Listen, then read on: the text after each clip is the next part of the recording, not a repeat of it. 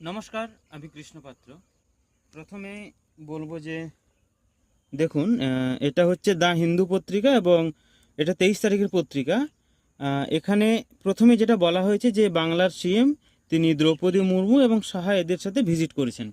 দেখুন, এই খবরটা আমি আগের দিনও বলেছিলাম এবং আপনি যদি আমার এই চ্যানেলের নিয়মিত দর্শক হয়ে থাকেন, সেখানে আমি দ্য হিন্দু পত্রিকার বেশিরভাগ ক্ষেত্রে রেফারেন্স নিয়ে থাকি। সেখানে ইলেকশন পূর্ববর্তী যদি পেপারের আপনি হালত দেখেন, সেখানে পশ্চিমবঙ্গের যে মুখ, মানে একটা ধরুন পুরো ভারতবর্ষের মধ্যে সবথেকে গুরুত্বপূর্ণ ব্যাপারে পশ্চিমবঙ্গকে সবচেয়ে নিকৃষ্টতম হিসাবে দেখানো হয়েছিল বা হচ্ছিল, যেটা বাস্তব কথা। মানে পূর্ববর্তী যিনি মুখ্যমন্ত্রী ছিলেন পূর্বতন, এটা তার কর্মের ফল। কিন্তু বর্তমান সরকার আসার পর যার বয়স এখনো পর্যন্ত হয়তো 1 মাসও পূর্ণ হয়নি বা 20 দিনও পূর্ণ হয়নি, সেই মানুষটা দিল্লিতে গিয়ে করে এবং সমস্ত মানুষের সাথে যে ভালো বা গুরুত্বপূর্ণ জায়গাটা অর্জন করেছেন, এবং সেক্ষেত্রে পশ্চিমবঙ্গকে যেভাবে রিপ্রেজেন্ট করা হচ্ছে দেশবাসীর কাছে, সত্যিই আমরা গর্বিত।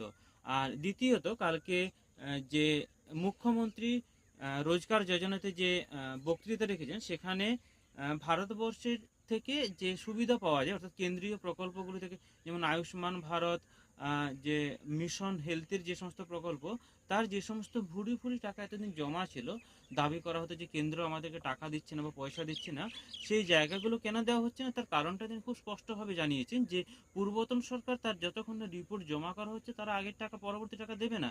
পূর্বতন সরকার এই রিপোর্টগুলো জমা দেয়নি, যেটা বর্তমান সরকার রিপোর্টগুলো জমা দেওয়ার পর সেই টাকাটা খুব তাড়াতাড়ি এসেছে, এবং জানা গেছে কালই 500 কোটি টাকা রাজ্য সরকারকে দেওয়া হয়েছে।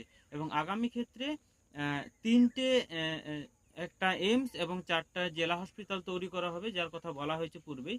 এবং তার পাশাপাশি বর্তমান শিক্ষা ব্যবস্থায় যে নতুন নীতি নির্ধারণ করা হবে, সেক্ষেত্রেও কিন্তু খুব গুরুত্বপূর্ণ। অর্থাৎ যে আমাদের মতন বেকার যুবক যুবতীদের জন্য ইন্টারভিউর জন্য 10 মার্কস, একাডেমিকে 30 মার্কস এবং লিখিত পরীক্ষায় 60 মার্কস।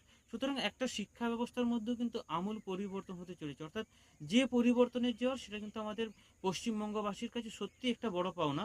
হয়তো আমরা এটার জন্যই ওনাকে এনেছিলাম। নমস্কার।